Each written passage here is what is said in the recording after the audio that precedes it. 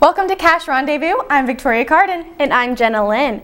Well, it's our last show of the semester. How do you feel? Yeah, it's a little bittersweet. It's happy, but it's also very sad. Yeah, but I'm excited for next semester. Me too. The Truman Scholar is an honor given to only 3 other Utah State students in the history of the university. And as such, junior Brianna Bowen doesn't take the title lightly. Our Kelton Wells sat down with her to discuss how she thinks receiving the award will benefit both her and USU. First of all, how does winning the Truman Scholar, how does that help you achieve your goals right now and then in the future? Winning the Truman Scholarship entails a substantial monetary sum for graduate studies, but the greater award with the Truman Scholarship is the opportunity to join the Truman family of scholars. It's an excellent professional network. I'll have the opportunity to work with the Truman Foundation in Washington after I graduate, but it's also a wonderful opportunity because it's, for me, the bridge between point A, being an undergrad at Utah State, and point B, being an effective public servant. I was really fascinated reading about your public policy work and especially in healthcare, some of your goals and ideas. Can you just kind of elaborate on a few of those and just some key points? Healthcare policy is both a personal and an academic interest for me. The personal interest comes from, I actually was diagnosed with thyroid cancer as a freshman at Utah State, and that's an unusual experience for a freshman. And so as I worked kind of my own way, literally through the medical side of the healthcare system, I received wonderful treatment and care, but it made me start to think, well, what happens to people that don't have that care? What happens to people without healthcare insurance? And so I started to look more and more into the healthcare policy side of the healthcare system. You mentioned earlier what your kind of next step is after graduating from Utah State. Do you want to go into that a little bit? Absolutely. I have 1 more year at Utah State as a senior, and after I graduate from Utah State, I will move to Washington the summer of 2014 to work with the Truman Foundation in a program called the Washington Summer Institute. And in that, the Truman Foundation will place me with an office in DC, a policy-making office, that is strictly relevant to my field of interest. That'll be the case for every Truman Scholar. In my case, that's likely to put me somewhere within the Department of Health and Human Services, probably working with the Centers for Medicare and Medicaid Services. That really puts you right in the thick of what you want to do immediately. Yeah, it does. You know, the thing that is most remarkable for me about winning the Truman Scholarship is as I said, it's a bridge, but it's an immediate bridge, because the hardest thing as an undergraduate, and the thing that I was struggling with the most, before this took place, is I have this vision for how I want to be able to make a contribution and give back to my country, make an influence, for the betterment of people's lives. But how do you get there? How do you actually get to the point of being an effective, connected public servant? And the Truman Scholarship makes that possible, not years down the road. It actually makes it possible, frankly, now. Bowen says she is grateful for the education she received in the political science department here at Utah State because she believes it has prepared her to be able to make a change in the world. A small Idaho town is about to get a makeover thanks to a government grant. Heavy trucks like these have taken a toll on the roads in Franklin, Idaho, leaving potholes and cracks visible along Main Street and Highway 91. But thanks to a $100,000 grant from a local Highway Technical Assistance Council, Franklin's roads will soon be receiving a makeover. It's going to be funded in the 2014 budget cycle, so it'll be probably a year from now before the funds will be available to start the project. The city will contribute $10,000 of their own, plus we will provide any road base, any fill that we need, and then whatever man hours would be required for traffic control, things of that nature. The LHTAC gave out 30 grants this year for road work in the state of Idaho. After the break, how to make sushi on a college budget, and a sweet ride you might be able to buy with the savings.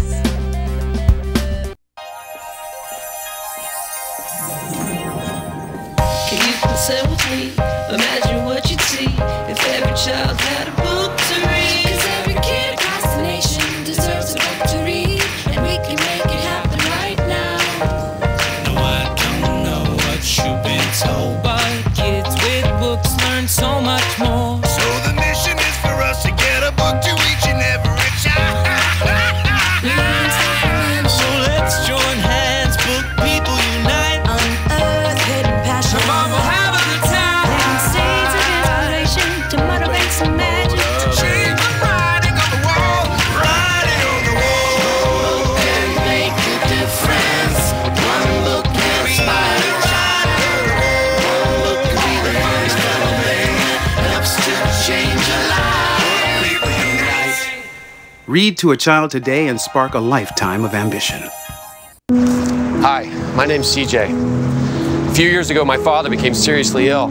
I did what I could do before he passed, but it took its toll. I lost my job, my house. I'm getting back on my feet, but I don't know when there'll be food on the table. How'd I do, CJ? We could be twins. Well, cousins, maybe. Play a role in ending hunger. Visit feedingamerica.org/hunger and find your local food bank. Welcome back. If you've ever been to a sushi restaurant, you know that it can be quite a costly endeavor. Oh yes, so we here at Cash Rendezvous thought we'd give you a crash course on how to make your own and maybe save some money while you're at it. Hello and welcome to another edition of Cooking with Cash. This week, sushi on a budget and the California roll. Step 1. We're going to need to make these larger sheets of sushi roll, otherwise known as nori, into smaller, thinner strips. Now, we want it to be about this size. This is roughly about 2 inches wide, about 8 inches long. Nice thing about nori, if you get it, is it's perforated, meaning that you can take it and break it. Then, take a strip of nori and place it in to soak. Next, we're going to need to defrost the crab, which means putting it in the microwave, or if you're using real crab, in the oven for about 4 minutes, or in the microwave's case, about 2.5. While the prep work's underway, feel free to peel your vegetables. It's a good way to relieve stress and get things done. Once you've got a piece that you rather like, say like this one, you're going to take it, you're going to cut it. Now, avocado needs to be refrigerated, so keep it in the fridge until you're ready for it. Preparing an avocado can be hard. The easiest way to do this is to cut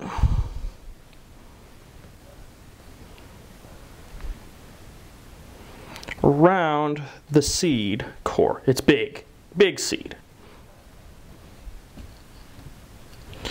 And to then peel it apart, like so. Remember, clean up your dirty workspace, because a clean workspace is a happy workspace. Your vegetables prepared, it's now time to start working on your meat.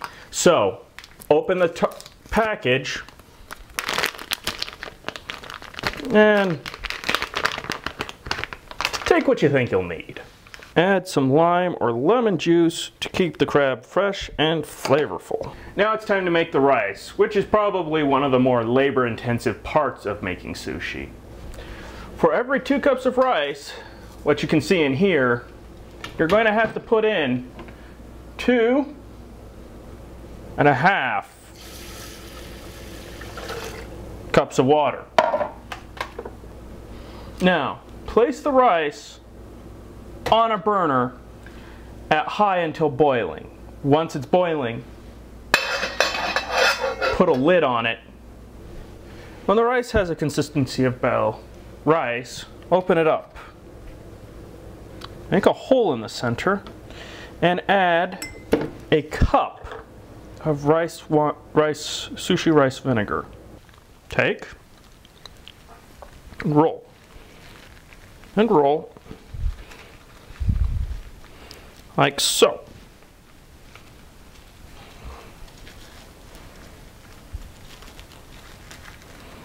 And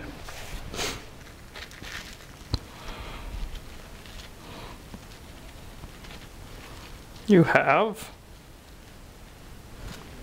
sushi rolls.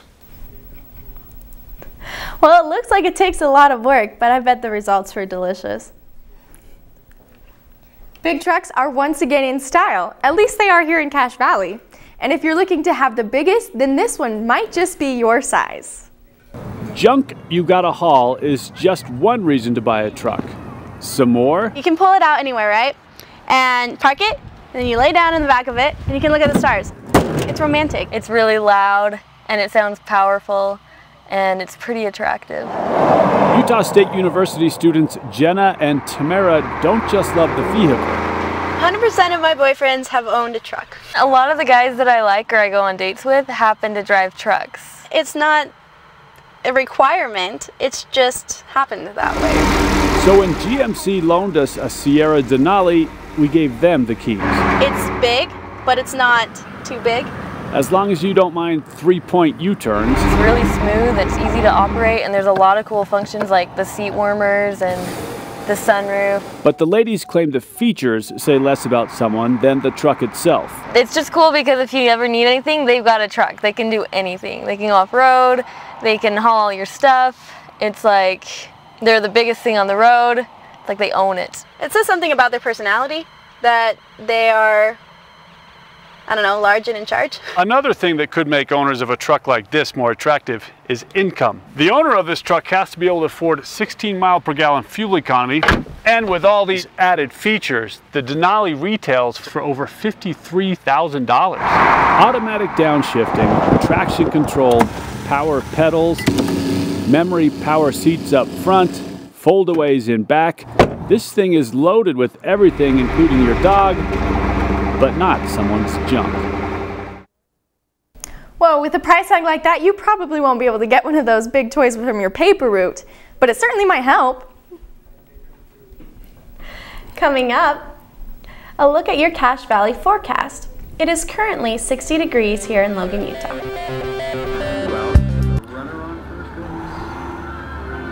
Now the big guy comes up to bat, hitting .342 with 92 RBIs and 36 homers.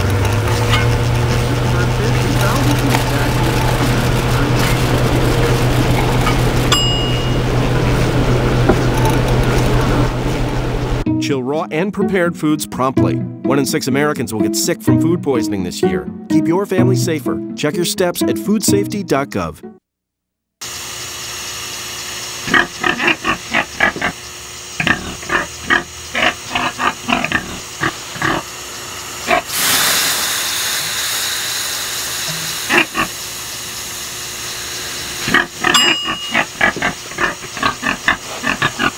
Cook foods to the right temperature using a food thermometer. 3,000 Americans will die from food poisoning this year. Keep your family safer. Check your steps at foodsafety.gov. You can say with me, imagine what you'd see if every child had a book to read. So the mission is for us to get a book to each and every child. So let's join hands, book people unite. Unearth hidden passion. Come on, we'll have a good time.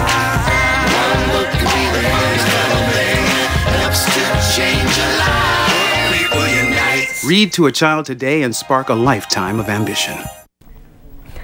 Well, spring semester is finally starting to live up to its name. It looks like spring outside.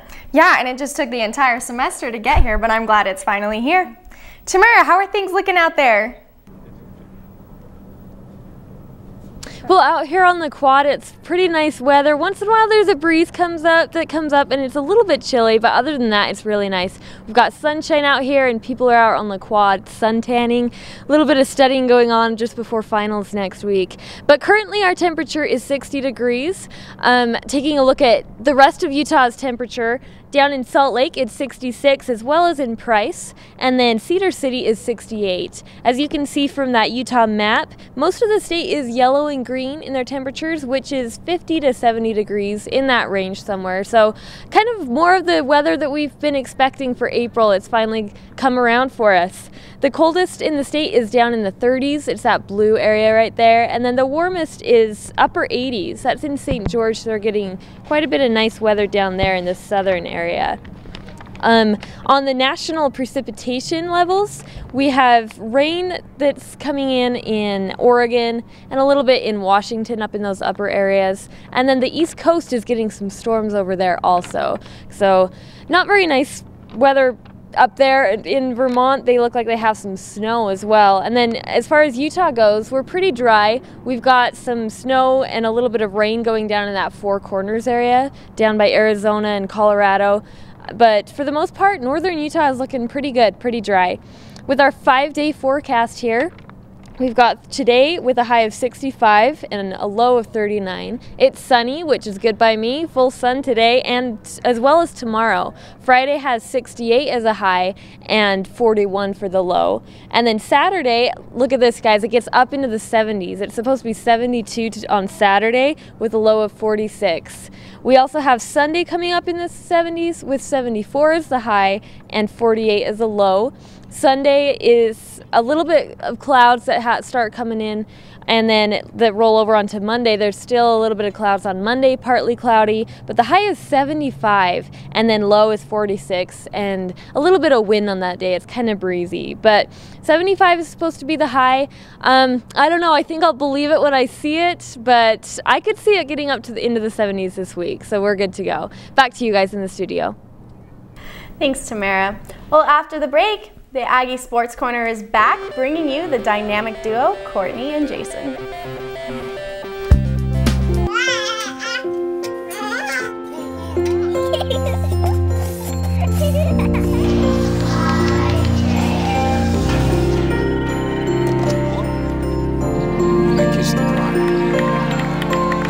A full life, measured in seats, starts with the right ones early on.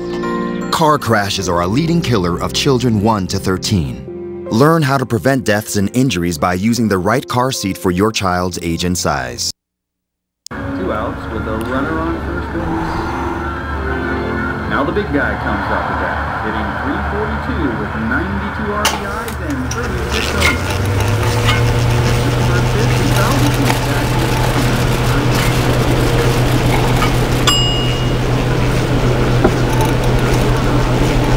Chill raw and prepared foods promptly. 1 in 6 Americans will get sick from food poisoning this year. Keep your family safer. Check your steps at foodsafety.gov.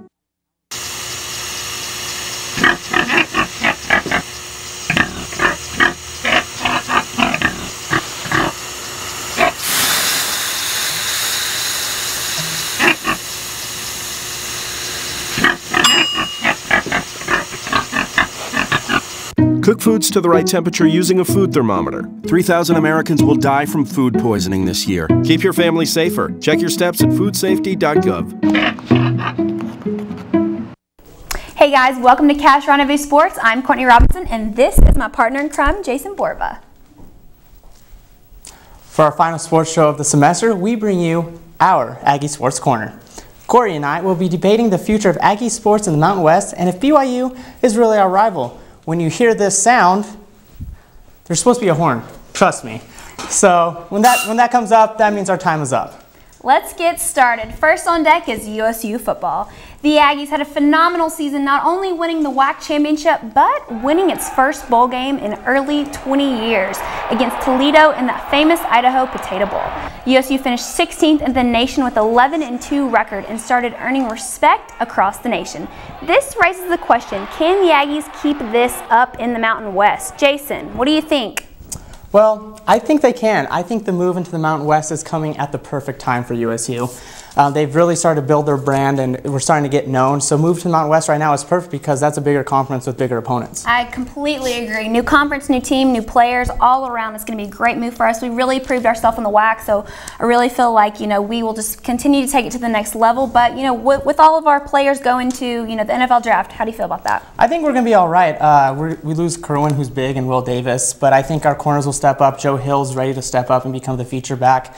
I'm just worried about our receivers a little bit. Matt Austin's gone, so hopefully those guys can step up. And what do you think about the schedule? Yeah, I mean, it's brutal. Boise State, that's going to be rough, but like I said again, we proved once, do it again. What do you think? Boise State? I think we're going to have a tough time against BSU, and the beginning of the schedule is tough. We have 3 of our first 4 games are on the road against USC, Utah, And then we have BYU and Utah State back to, or BSU back to back. We can do it though. It's going to be tough, but I think we can do it. It'll be good. Okay. Staying on the topic of football, the BYU Cougars are making the trip down to Romney Stadium next season where the Aggies beat them in 2010. The last 2 seasons, BYU escaped with no victories. The games have gone a lot fiercer between the two schools over the past few years, but can we consider this a rivalry?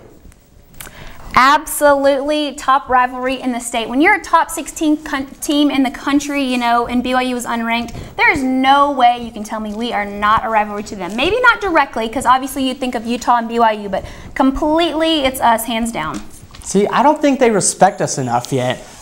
We here at Utah State obviously dislike BYU, but I don't think they have the same dislike for us. Like, yeah, we're here, but we kind of inserted ourselves into that rivalry with them in Utah. They call us little brother, yeah, that's true. And why don't we call them the team down south? Utah started that. So I think we kind of just made our way in there and like, hey guys, can we be in the rivalry too?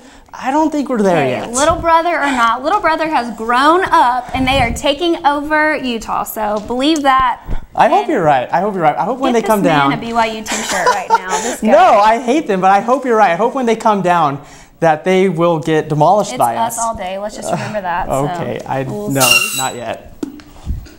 Okay, let's switch gears a little bit and talk about some Aggie basketball. It was another 20-win season for Stu Morrill and his basketball team. The Aggies finished the season 21-10, which gave us the 5th seed in the WAC.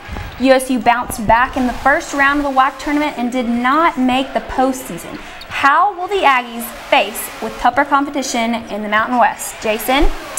Well, I'm going to keep ragging on our Aggies, which is very unfortunate because I love them to death, but I think they're going to struggle in the Mountain West, especially the first few years. We haven't had the best 2 seasons lately.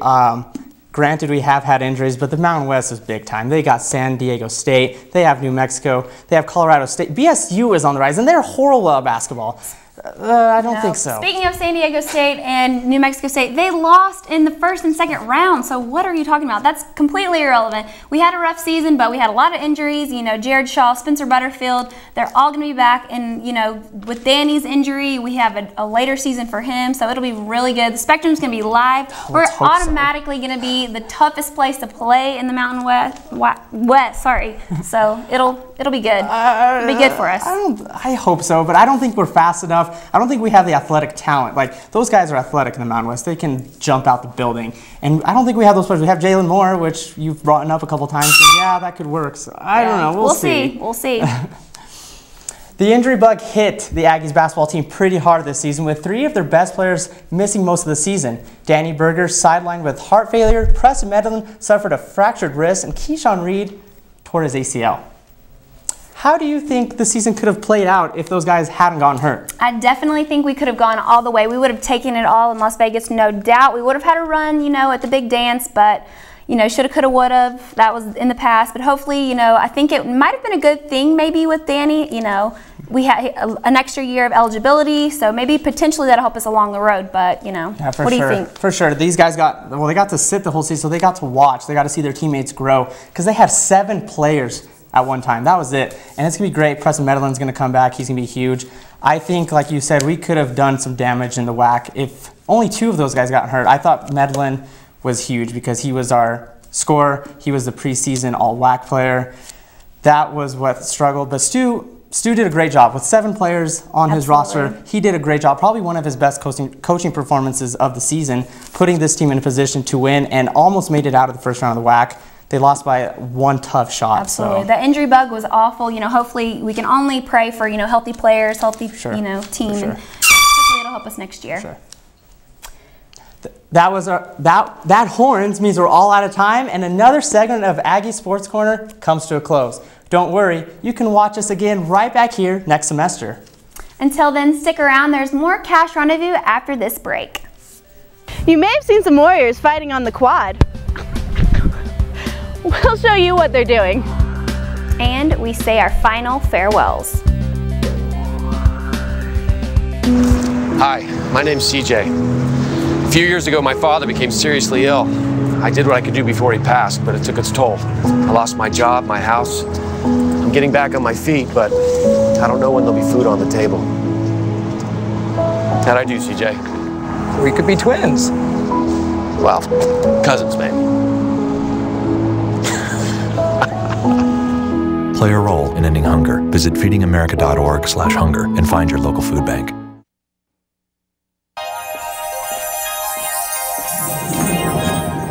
Can you consent with me? Imagine what you'd see if every child had a book to read. 'Cause every kid across the nation deserves a book to read, and we can make it happen right now. No, I don't know what you've been told, but kids with books learn so much more. So the mission is for us to get a book to each and every child. So let's join hands, book people unite, unearth hidden passion. Come on, we'll have a good time. Bring seeds of inspiration to motivate some magic. To change the writing on the wall, writing on the wall. And make a difference. One book inspires a child. One book can be the first thing that helps to change a life. People unite. Read to a child today and spark a lifetime of ambition.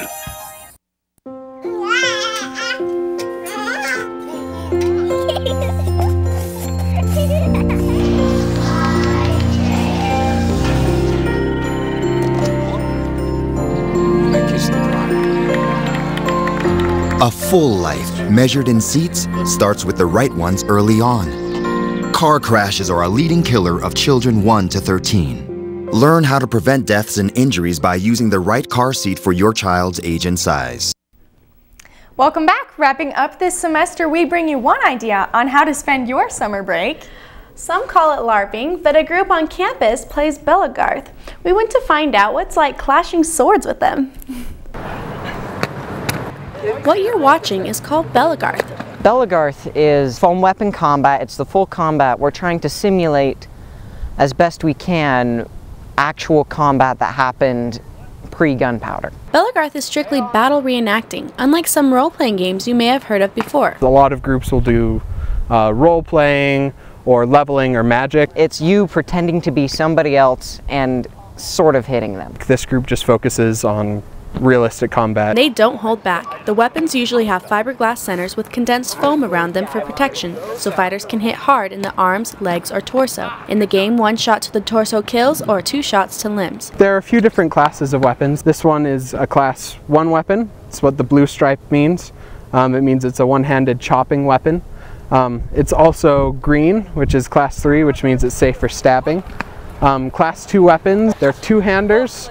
They have certain weight and length requirements. These weapons can break shields within the rules of the game. So after learning about this, I wanted to see what it was like for someone like me who's never done it before, coming in for their first time. It took me a while to get the hang of it, but he was good at teaching, and I had a lot of fun once I figured it out. Garth welcomes all levels of experience, and some fighters really get into it with things like armor or shields. It can block 1 shot. It's really helpful. It saved my life a few times. I'll usually die right after it. So this is actually Shield 2.0, and this time I got it right by using proper blue foam. People swear by this stuff, the blue foam. It's camping mats that you buy at Walmart. The fighters say that Garth is a great way to relieve stress, get adrenaline, or just step into childhood fantasies. I grew up on Legend of Zelda. I grew up on all those. Pretend I'm a hero in the battlefield with my trusty sword and my mighty shield.